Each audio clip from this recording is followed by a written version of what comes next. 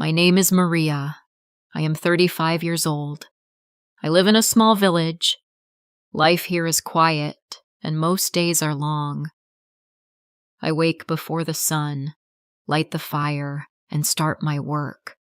I make coffee, cook breakfast, clean the house, and care for the animals.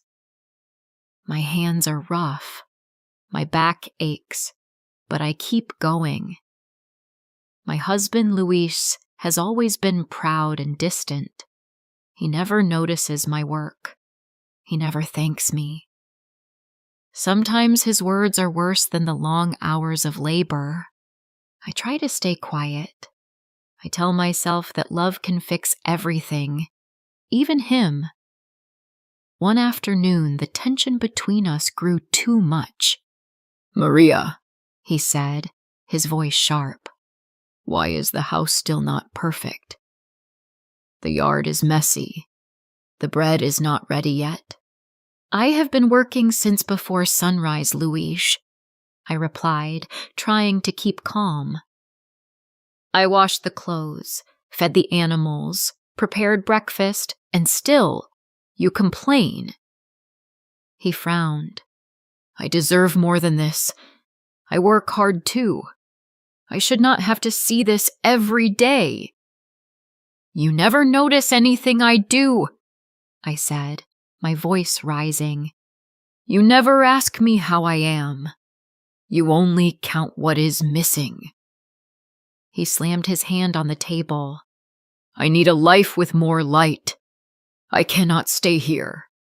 This house, this village, it is too small for me." I felt my heart break, but I stayed silent. I had learned that crying would not stop him. A few days later, he left.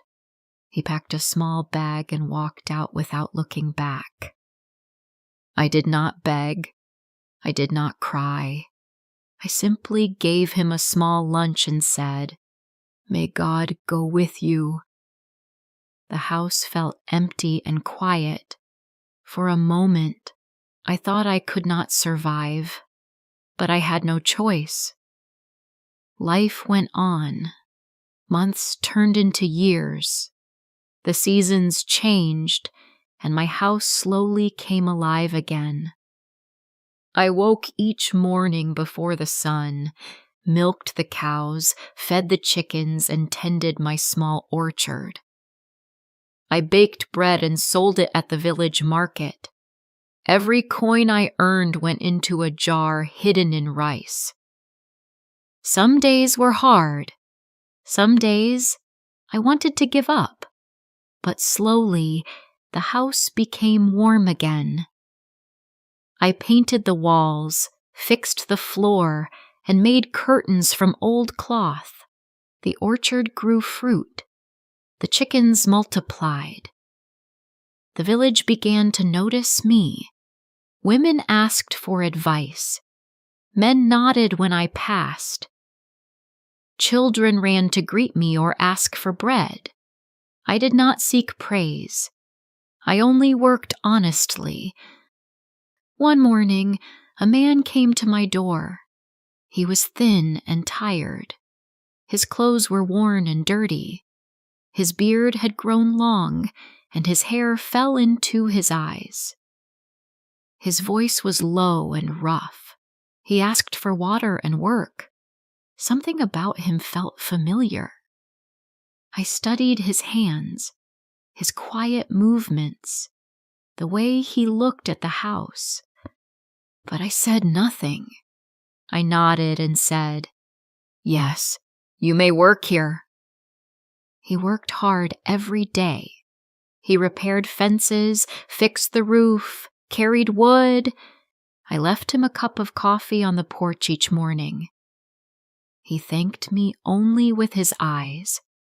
I began to notice small habits and gestures that reminded me of someone I once loved.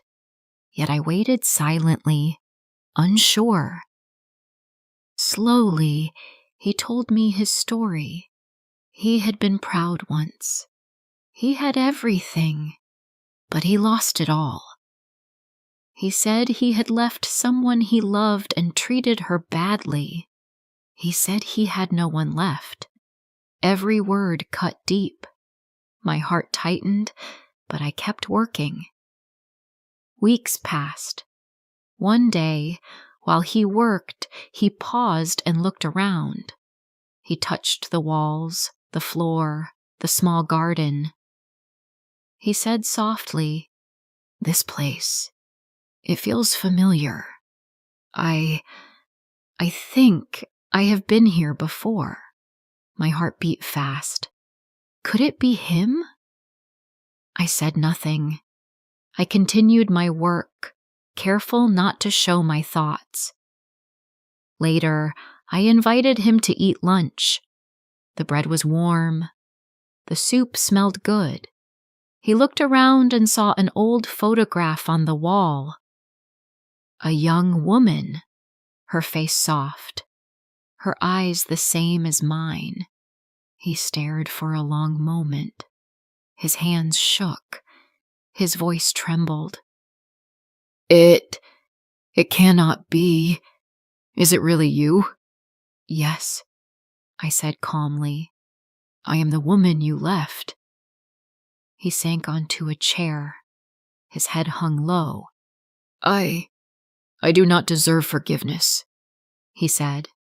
"I do not even deserve to see you." I placed my hand on his shoulder. Forgiveness is not for those who deserve it. It is for those who need it. He looked up slowly. Tears ran down his face. I let him cry. No words could heal the past. Only time could. After that day, he stayed and worked with respect. He helped with the house and farm. He listened to my advice. He laughed softly at small things. He learned humility. I watched him quietly. I did not forget the past, but I forgave to free myself. Seasons passed. The orchard bore fruit each year. The chickens grew and multiplied. The house felt alive. Luis, he was gone forever, but the man who returned learned patience and respect. Sometimes we faced small disagreements. A fence broke.